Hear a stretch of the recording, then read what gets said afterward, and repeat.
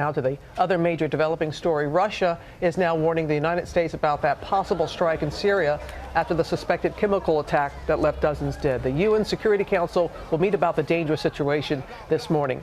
And World News Tonight anchor David Muir is there in the region for us. Good morning, David. Robin, good morning to you. Here in the region, they are definitely bracing for some sort of military strike. They know that the president back in the United States met with his top national security advisors, his national security team in the last 24 hours. But as you mentioned just this morning, in fact, a short time ago, the Russians coming out and now saying they have irrefutable proof that the chemical attack in Duma was a setup, despite the horror already seen by the world. They are the faces of the children, the families hit with the suspected chemical attack that horrified the world. And this morning, with pressure mounting, President Trump and his national security team and key allies are now carefully debating strategy and the level of proof on the ground. How to strike and when, with the leaders of Britain and France telling the president they too believe something must be done. This morning, new signs airstrikes could be coming, and soon a U.S. destroyer is already in the Mediterranean. British aircraft and French warplanes here too. A French warship right off the coast here in Lebanon. While inside Syria, new images showing Assad's forces and the Russian forces supporting them, suspecting something is coming and soon. Now moving military assets to prepare for any possible attack. In the last 24 hours, the Russians remaining firm. After already sending in their own inspectors, trying to convince the world, despite those chilling images, there was no chemical attack. We are 100% sure that that was a clear provocation.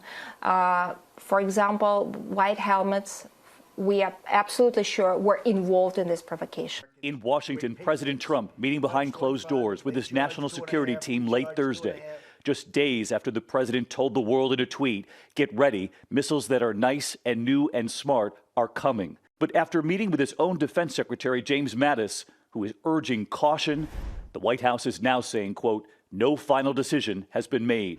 The president talking with his counterparts in France and the UK.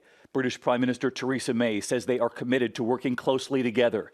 French President Emmanuel Macron now saying publicly that they have unspecified proof of the attack, that at least chlorine was used. And from President Trump, who said missiles were coming, a more cautious tone in the last 24 hours. We'll see what happens, folks. We'll see what happens. It's too bad that the world puts us in a position like that. Likely influenced by his own national security team. Today, our president did say that he's not made a decision. And perhaps the real question here this morning, would Syria consider another one of these isolated airstrikes like what we saw about a year ago? A relatively small price to pay given the significant gains they've made in Syria against the rebels. Take a look at these images. They're quite telling from the last 24 hours. That's Syrian President Bashar al-Assad meeting with the Iranians in Damascus.